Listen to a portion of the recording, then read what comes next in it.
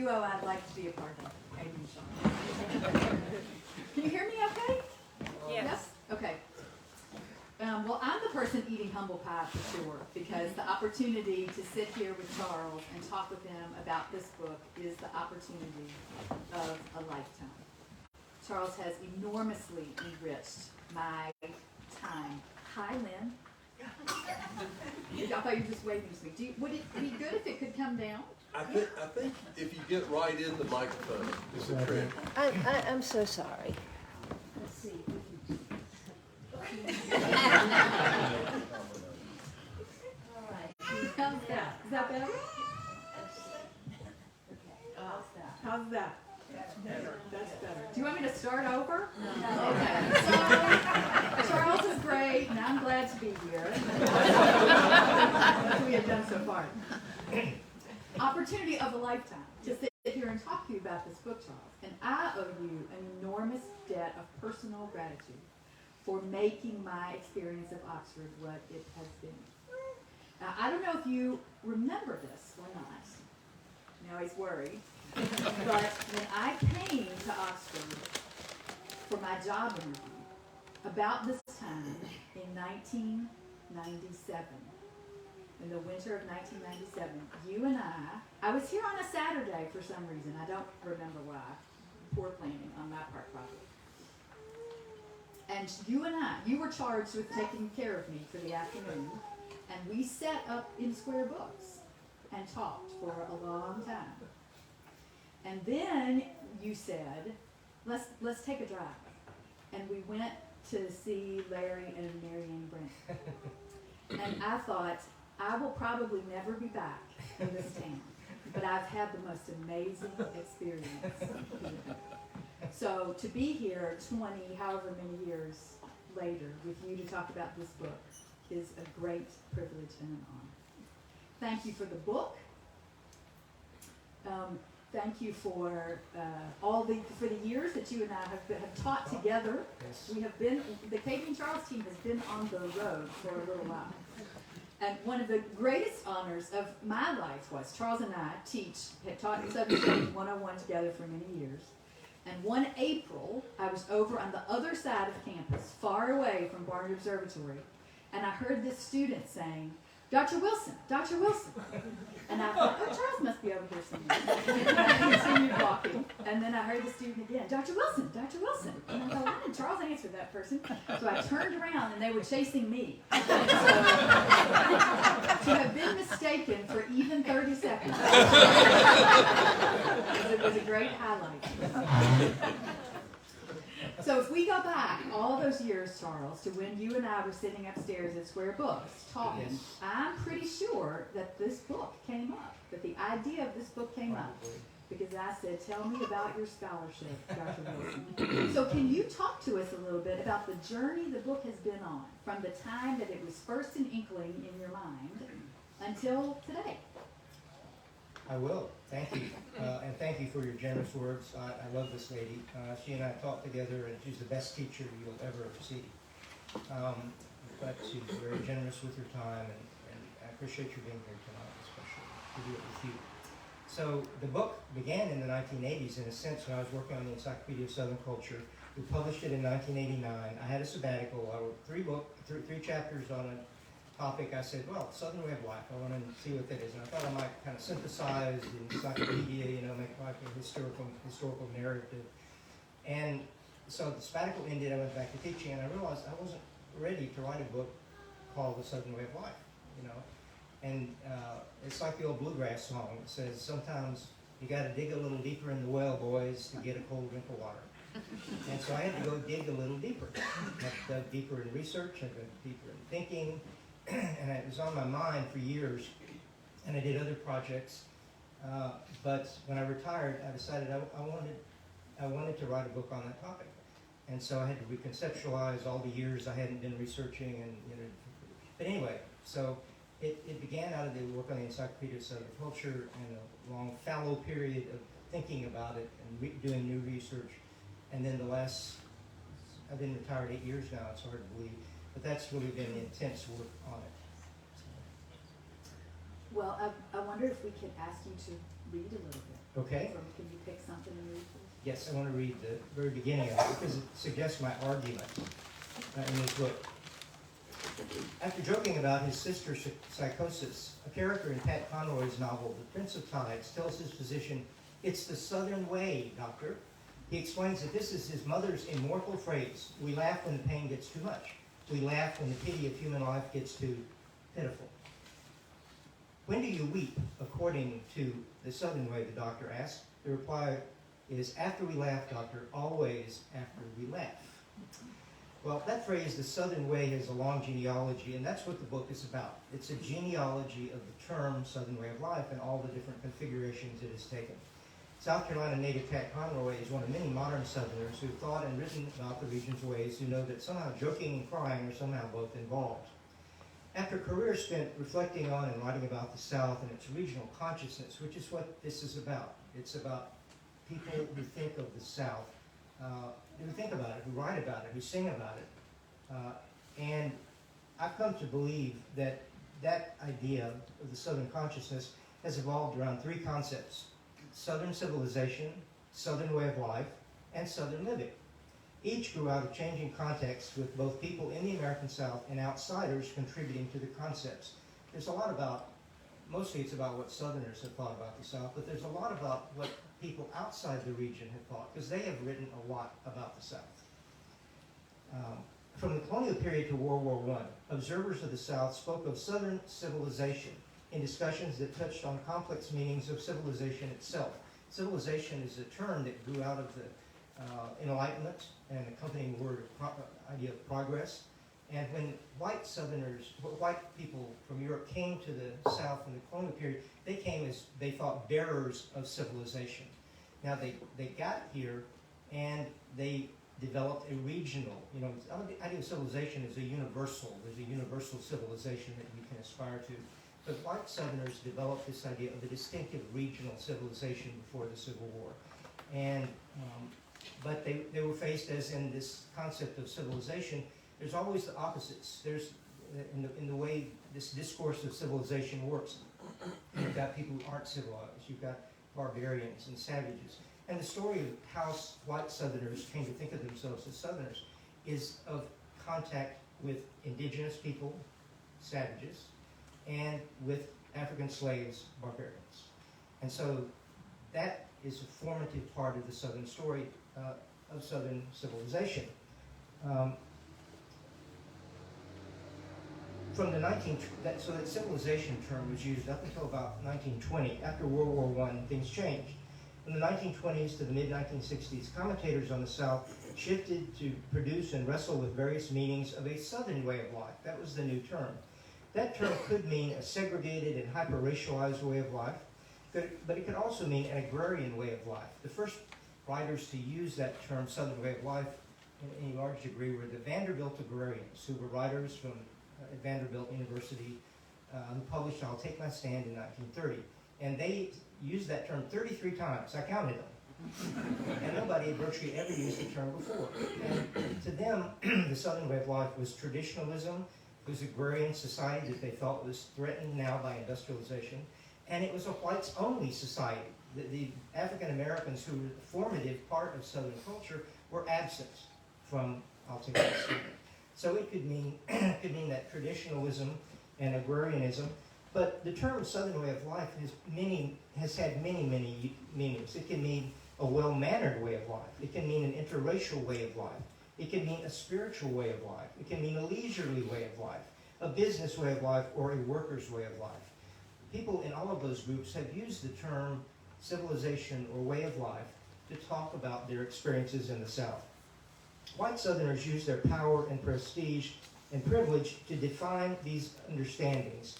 But African Americans, as I said, were a formative countercultural force, persistently criticizing the segregated way of life and revealing its cost while defining and living out what Booker T. Washington called a Negro civilization that was distinctively rooted in the South. Okay, Southern civilization, Southern way of life. Well, then the third term is Southern living. With the end of Jim Crow legal segregation in the mid-1960s and the decline of agrarian life, by the same period, a final major expression of the concept appeared. So the term Southern Living, of course, comes from the magazine. So the magazine started publishing in 1966. That's a year after the Voting Rights Act. Now, for a historian, to find that precise a division, it's like, thank you, Jesus. Something had changed. Something was changing. And if you look at the early issues of Southern Living, it's about the Southern way of life moved to the suburbs. It moved to the suburbs. And it became middle class. It was no longer the planters in the countryside or the yeomen or the sharecroppers. It was middle class people living in suburbs. And so that term Southern Living reshaped how people thought about the region after the 1980s. Cultural forms such as music, literature, food, sports, and regional magazines would come to express this commodified South. The contemporary South also began to divide along ideological lines between a conservative, Southern living South and an interracial, progressive, and increasingly multicultural one by the 21st century. This new attention to diversity in the multicultural 21st century South reflects a basic change from the long search for one unitary Southern way. So that's a brief sort of statement of my argument. Well, that's pretty good. This is a 600-page book. You just have to read the first page. And he's talked us through a page and a half. You know, Charles, one of the things I really admire about your scholarship and about this book in particular is that you're always chasing the big idea, but you get to the big idea through increments, through individual situations, through particular things that you're looking at. But the big idea is always driving your work. And that we got a good window into that right there. Now, but I have to ask you about a smaller thing that goes with the big thing, and Richard indicated as much. So I want to show the people just one more time. This is the Southern Way of Life. And this is the book that came right before it. So I want to ask you about working on the big ideas of this book at the same time that you were thinking about a book called A Very Short Introduction. How did you balance those two writing projects? Let's sell 2 books for you here tonight. Also available. That's $11.95 at your favorite local bookstore. Great question. So I don't know. That's a great question. So I agreed to, this book is a long time coming, and it's in my head for a long time, forever. You know, I didn't know whether I'd ever finish it, honestly. It was so ambitious, I guess. But I agreed to do that one for an editor, Nancy Toff at Oxford University Press. And I just kept not doing it because I was working on this. And there was an article in the New Yorker. And it was about, this series is a series called Very Short Introductions. And there are over 100 titles. Richard has a lot of them upstairs at Square Books. On everything from ancient China to the brain, you know. So, but the writer of this New Yorker review is very favorable about the series. She pointed out there was a book on the American West, but why was there no book on the American South? So the editor immediately, like as soon as she read that, it was untouchable. Where's my book?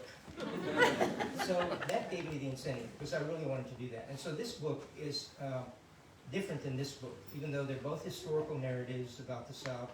This one is not only succinct, but it deals with slightly different. It's a cultural history of the South. This is a conceptual history. Those concepts, that's what this is about.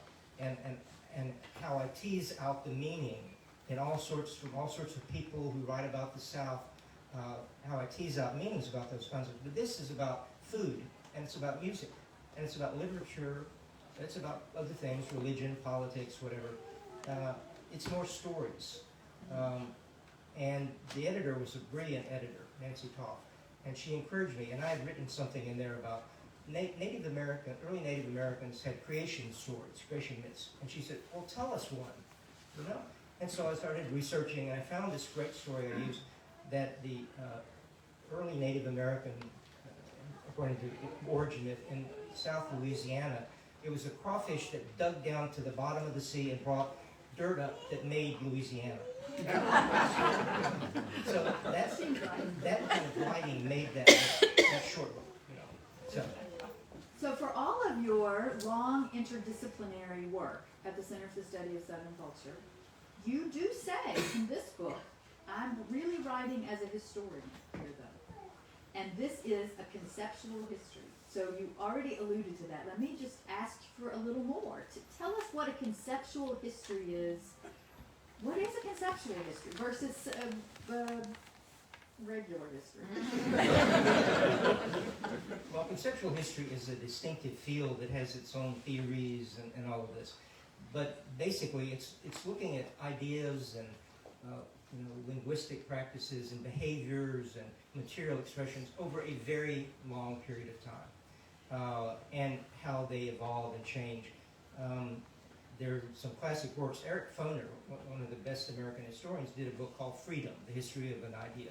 And that was my model. And so he starts from the colonial period, and American Revolution, how the Civil War changed our understandings of freedom, on up to the New Deal and the Cold War, all this. And so you're studying an idea. Intellectual history has a long kind of provenance in the historical profession, but it sort of fell out of favor a little bit because it was just on the ideas and not on the context.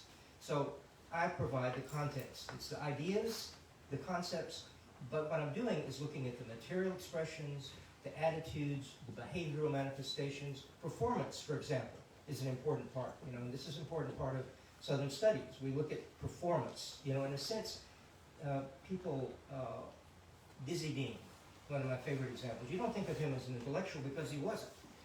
But he had the idea of the South in his head, and he performed the Southern identity whenever he spoke, whenever he told his outrageous stories. How many remember him and Pee Wee Reese on Saturday baseball? Thank you. Good to know you're here.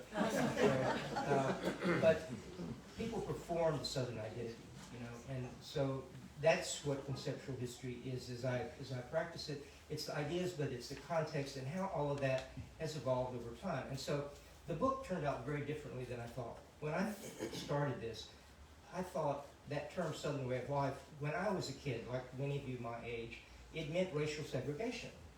Growing up in the 50s and 60s, the Southern way of life was segregation.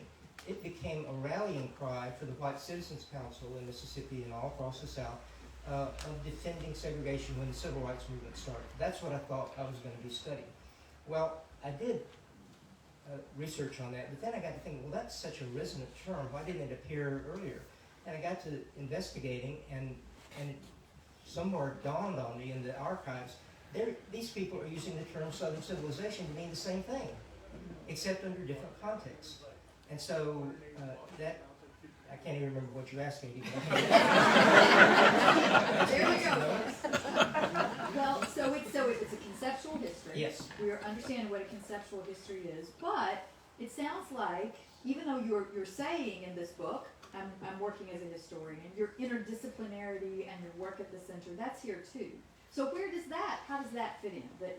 Your all these years of teaching interdisciplinary classes and thinking interdisciplinarily as a historian. It's infused everywhere, I think. First of all, it comes out of my work at the center and teaching Southern studies and Southern history. Think of I've been here since 1981. Think of all the conferences that I have gone to, all the symposia, all the visiting lecturers, all the Southern writers who've been at Square Books and on campus. And I've absorbed all of that and the writing. I mean, I began with a quote, not from a historian, but from a Southern writer. And that's because that's what I studied. There are not only political figures that I write about, and they're not only historians that I write about, but there are lots of writers and there are lots of musicians.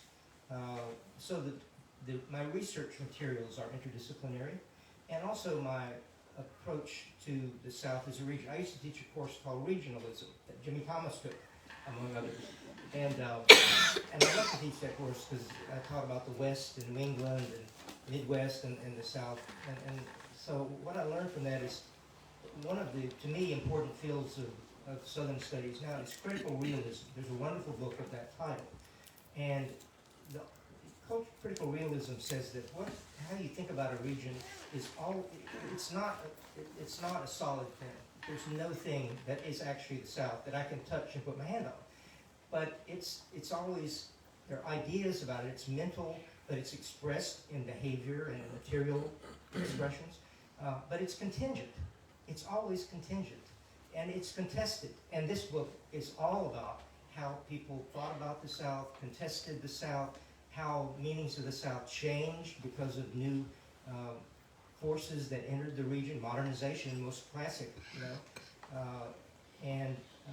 so this idea that to understand a region, to understand the South, you have to look at all these different meanings, and not just what Southerners themselves say, but about what other people, all the stereotypes that other parts of the country and the world have about the South. That's a part of regional consciousness too. And all of that comes out of my understanding of regionalism and how you do regionalism as a kind of academic project. Well, I like that you mentioned Oxford there a few minutes, like all the things that you've been able to see in Oxford, because Yes. I do feel like Oxford is in the book. I think all of you are in the book. We are in the book. the place of Oxford comes up literally, but also sort of feel that the place in which the book happened is also a part of its shape. Do you think that's true? I think it is true, very perceptive of you. I'm not sure I would have said that quite that way, but I think you're right. But it's I guess, one of the first readers of the manuscript was Richard King, wonderful scholar in England who's deceased, unfortunately. I wish I could send him a copy of this, but he read it and was very favorable and encouraging to me. He said, Charles, you need to put more of your voice in there.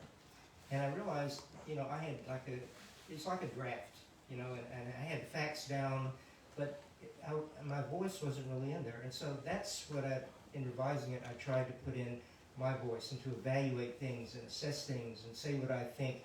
And that came out of my experiences in Oxford with all the things I had learned from writers and colleagues, all my wonderful colleagues in Southern Studies and history. And so I think that Oxford made an impression on me in that way because of the whole context of what it gave me, what Oxford gave me.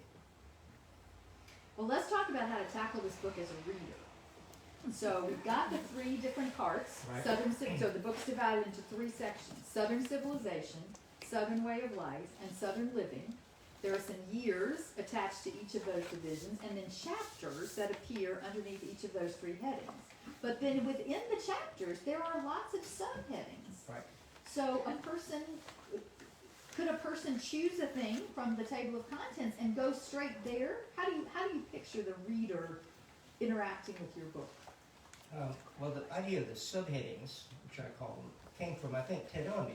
Ted is here, I know, and he was another early reader of the manuscript, and I think at that point it was sprawling. The chapters were just sprawling. There were no subheadings, and they're very long chapters in many cases. But I think Ted said, why don't you put subheadings in? And that was crucial to the reader. You talk about reader-friendly advice because it divides it up into manageable segments. And so that's what you need to think about. Even though this is such a long-looking book, it's manageable in the segments that you read. And indeed, Katie is going to pick out 3 of these tonight and to read later as her bedtime reading.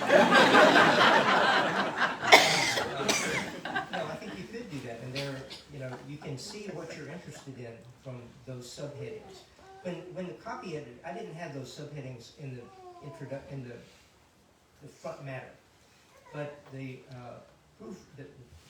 proofreader, I guess, suggested doing that. And it was a great idea because you can now look at the beginning along with the table of contents. You can see what these subheadings are, and if you're interested in, food, for example, there's a section on there's lots about food in this book. There's lots about John T. Edge in this book, of course, in the Southern Foodways Alliance. And so if you're interested in that, you can look at that. I think that's a handy reader's guide. I do too. Good job, Ted. That was a good suggestion because it's a big book, but it's not. I don't want you to leave with the impression that it's an intimidating book, or that it's a book that you would have to sit down and try to tackle in one sitting, because it's really not like that at all. I mean, it has these very convenient markers, and you could go straight to something that you wanted to know something about, here are the three I'll be reading tonight. An American Dilemma, Racism and Social Class Issues, Post-War Context. I mean, things are divided up in such a way that it's really a very usable book. Big, but very usable. So don't be afraid to buy it. It also has, you should know, a lot of illustrations. Yes. Lots of illustrations. How many total, Charles? 39. 39. And many of them come from the Charles Reagan Wilson collection. What is that? So the Charles Reagan Wilson collection is at the University of Mississippi Archives. They graciously have archived some of my materials. And so there are postcards, for example, from my collection. And there are, of course, church fans. So if you know me, I know I have to show my church fans. No Charles Wilson event. That's right. Complete without some church fans. So several of these are as illustrations. You know, yesterday was Dr. Martin Luther King Day, so this is a lovely image of him on a fan from the Williams Funeral Service, specializing in prearranged funerals in Vicksburg, Mississippi. And this one is Booker T. Washington. This is a really old one from the Herbert Smith Funeral Home in Springfield, Missouri. And it's him sitting in a chair with a book in his hand, really lovely little thing. And then there's this one. That's African American mother and child. It's just so wonderfully American. You know, she's pouring a glass of milk, and he's got a baseball bat and glove. You know, a lot of this kind of ephemera that was produced in American culture in the early 20th century was very demeaning images of African Americans. African Americans part of humiliating them and discriminating against them. But these fans went into black churches, and so the imagery is all very positive. So for those of you who don't know, these fans are, to go back along in Southern history, beginning with the palm fan, is a way to fight the heat. And that's why they're distinctively Southern. You don't find these in Idaho. No. It's because of the heat. And so the palm fans were the original ones. But then in the early 20th century, printing companies began mass producing these. And they could take these wonderful photographs or paintings and and this was a church, you know, in a kind of rural setting. My idea of these fans, the images on it, is that they're the southern image of heaven. Imagine it's a hot Mississippi day and you're in a cool mountain breeze. This is a People's Undertaking Company, a new generation serving with the same old traditions in Canton, Mississippi. A lot of the images are very sacred. This one, Jesus in the garden. This one is a very solemn one, but often what it says on the back doesn't quite fit. This says on the back, stop, rest, eat, and sleep at Howard's Snack Bar.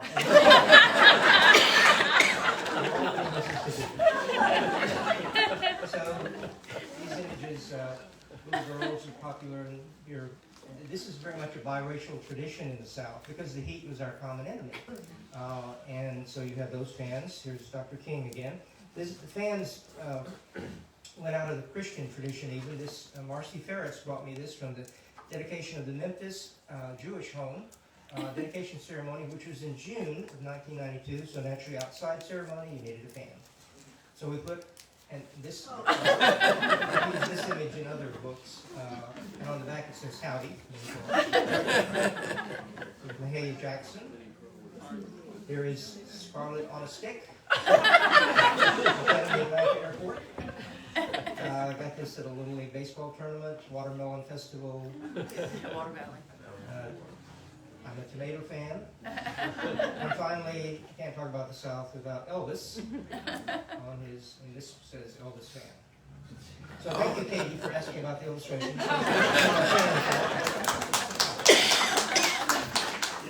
But there are more things than fans Yes. in the illustration. Right. They're very interesting, really very interesting, and really supplement the book. Very useful. Now, but we start with an image on a cover of the book, and I believe there's a little bit of a story about the image on the front. Is that true? Yes. Well, we had. You can imagine with a book with the title "Southern Way of Life," how do you come up with one image? You know, and it's impossible. And so we went back and forth with the press, and I found an image of Thomas Hart Benton painting that I liked, that was dated, though, with its sort of portrayal of the South, and Marie, thank you, pointed that out. And so we talked to the press some more, and dug some more, and I sort of gave up, and I'd been looking at photo books and art books about the South, trying to find an image, and I couldn't. And I sort of kind of gave up. But an art director at UNC Press came up with this. Now, you can't see it, but it's from a photograph in the 1940s from Georgia town, and it's sort of abstract. It's a little mysterious to me. I came to like it a lot, and it's like you're driving into a small southern town. And this could be my grandmother and grandfather's town of Greenbrier, Tennessee. When I would go visit them, we would drive into the town through a similar kind of scene. It could have been Oxford, in the older days. But you can't tell. What I like about it is you can read many things into it. It's evocative. It somehow suggests to me a small town South. But this could be the place where a lynching was being plotted on the outside. Where guys are going to gather after dark. Or it could be me driving into the town to visit my grandparents. It's just a small southern town. But because it doesn't have it, we wanted to avoid any stereotypical imagery of the South, good or bad. Not any good or bad images. And this, I think, did it. It's something different and striking, and again, you can look at it and sort of read your own meanings into it. Now that's really interesting, Charles. Everything is not scripted in this conversation. So we have not talked about this, but that is not really what I thought at all. Okay, what did you think? So I thought it's really a positive image because the horizon, it's moving into the future. Yes. And it felt to me like no place in particular. Okay. It's a highway, and it sort of goes with the ending of the book to me, which is you thinking about the very contemporary South and what comes next for the idea. I felt like we were moving into the future. Good. Yeah. Thank you. I like that. But I'm going to ask you one kind of hard question about that, and then we'll see what's on the minds of the people. Okay. So theirs is a pretty optimistic book, it feels to me, toward the end. Yes, positive about the sort of South that we live in today, positive about its diversity, its multiplicity, its flexibility. All of that feels good. But as you were writing this book and finishing this book, I wonder about a sort of resurgence of a kind of negative association with Southernness. I'm thinking in particular of a sort of resurgence of white supremacy that we have seen in our country. I'm thinking about the fact that on January the 6th, 2 years ago, one of the things that makes an entry into the Capitol is the Confederate flag. So is your optimism tempered by recent events, bolstered? Show us the way. Great. Well, as you know, I'm an optimist. Yes, I always have know been. you are. And so that's what my temperament is. And so I've written much of those last chapters that are particularly optimistic. And then there's a certain man elected president, Donald Trump. And so that, I hadn't anticipated, the sort of negativity that you're talking about rising so prominently. And he was an odd guy to think about winning the South. He was a big city, real estate developer, profane beyond measure, That's not something Southerners would have, a friend of mine wrote a wonderful piece about the older South, about how people look for character in politicians. Well, clearly that was not so. But he didn't appeal particularly to the South until Charlottesville. He didn't talk about the Confederacy until Charlottesville. And then he discovered the Confederacy. And he's been called the last president of the Confederacy because he did sort of, all of these things. And, of course, the rise of white supremacy, the neo-Nazis at Charlottesville and beyond. January 6th, seeing that image of the Confederate flag in the Capitol was really disturbing, I think, and kind of out of the blue. But and white supremacy clearly, this is the National Day of Racial Healing, which I didn't even quite realize. But they were talking today on the news about episodes of racial unpleasant racial rhetoric and actions are rising in America now. I take that into account. I know that that exists. But to me, that's the tail end of something. It's not the beginning. I believe in Dr. King's trajectory of history, which is the arc moves toward justice. And I see it in the Trump years, and I see it now. At the same time all of this was going on, Brian Stevenson was opening the Legacy Museum and the Initiative on Racial Equality in Montgomery. We have two Democratic United States senators, one of them Jewish and one of them African American, from the state of Georgia. This is very positive news. And I just see all sorts of around me of a society that is basically moving in the right direction with people trying to slow it down and to stop the change. But to me, the change is inevitable given the demographics of the South, given just the way history moves, you know?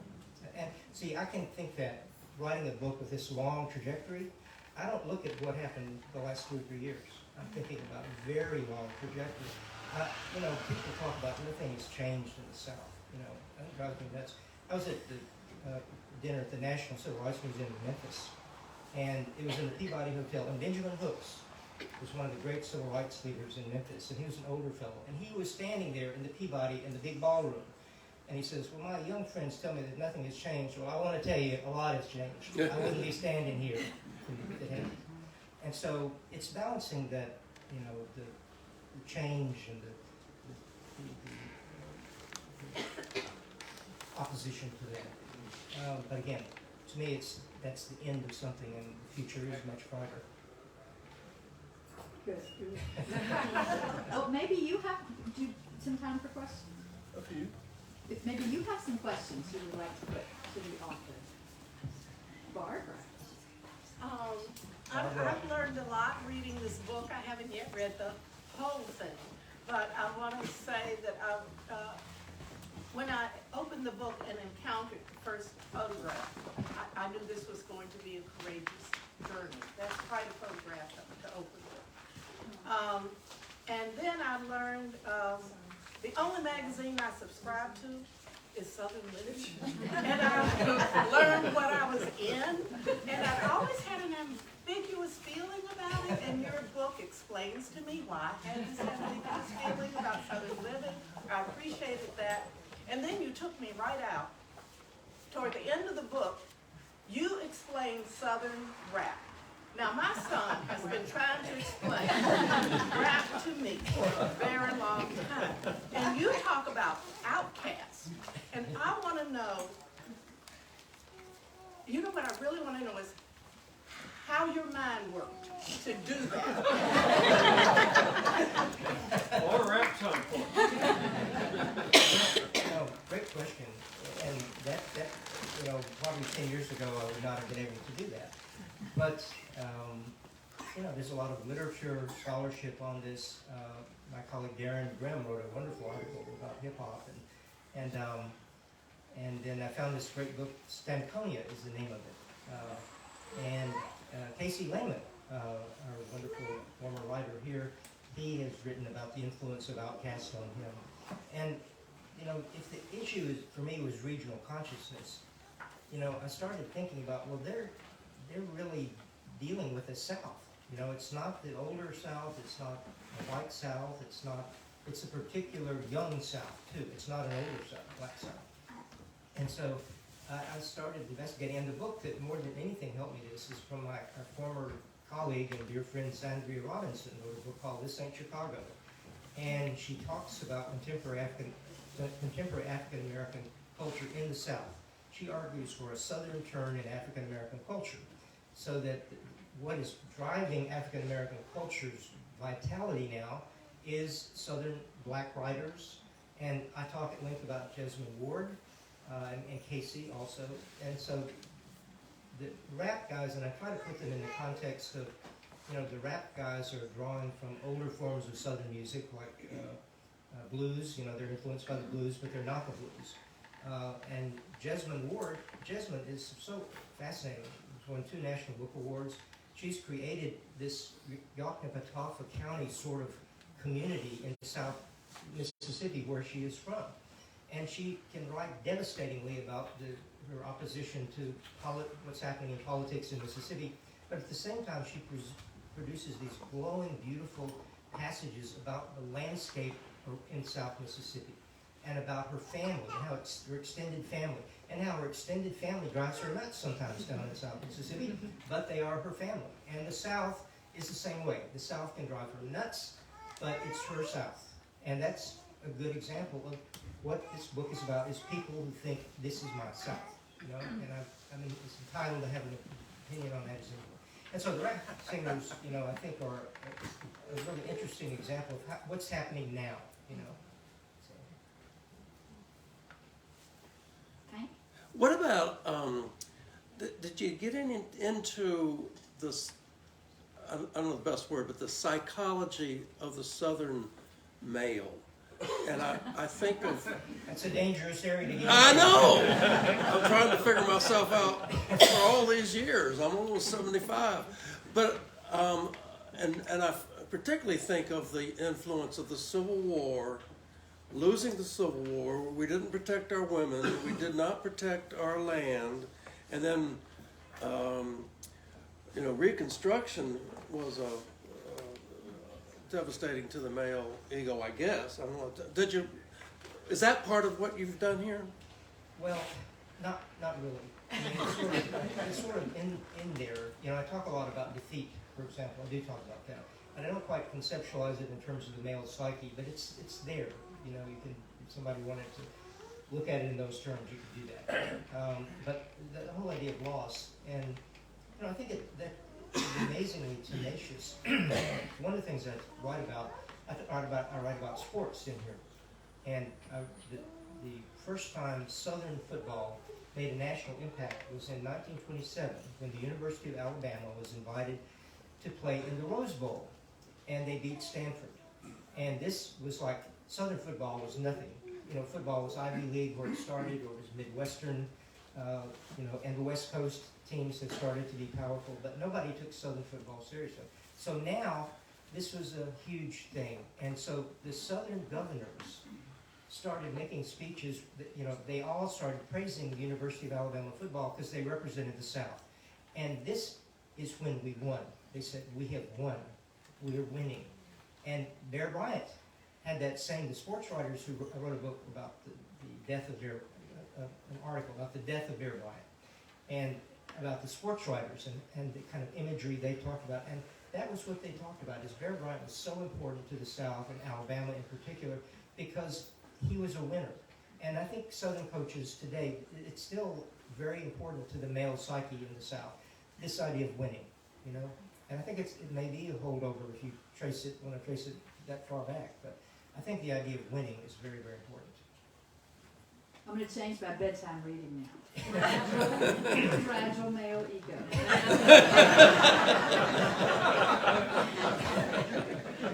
Maybe one more question. There one more?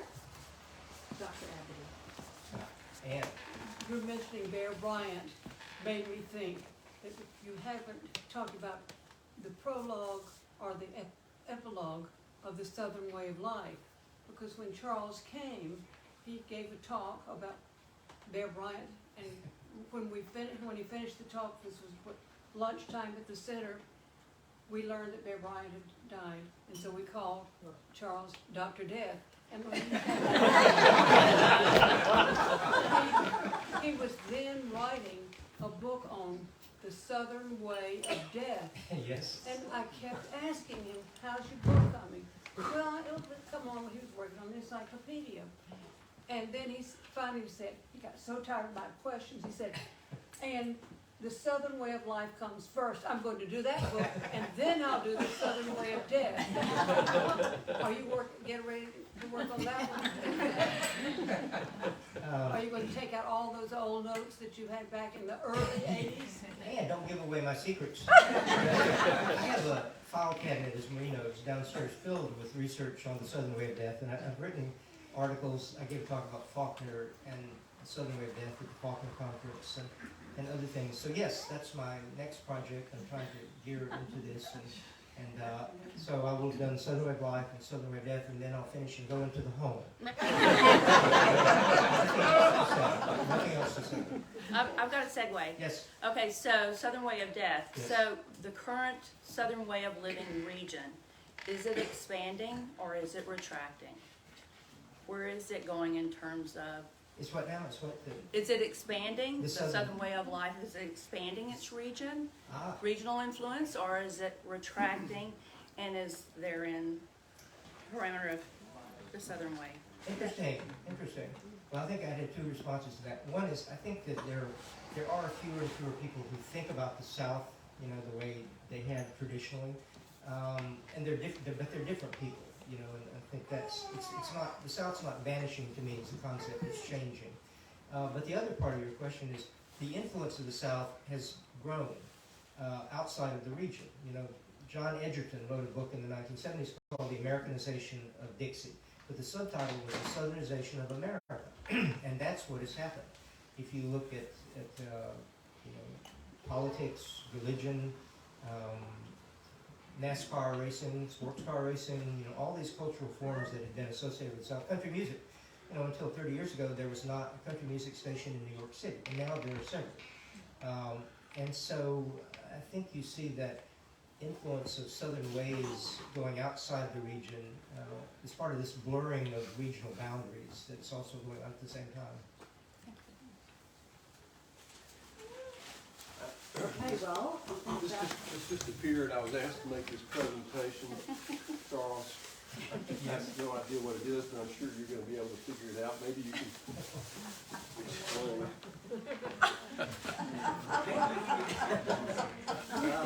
Looks like Mardi Gras to me.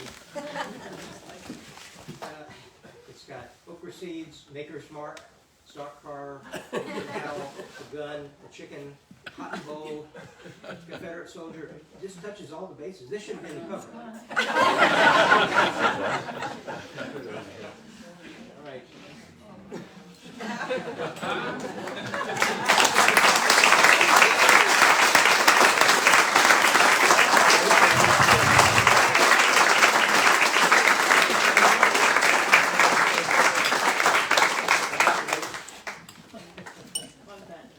Thank you so much, both of you. That was terrific.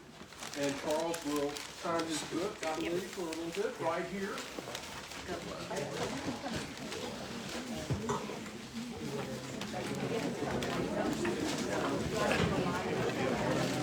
We'll see you later. See you Saturday.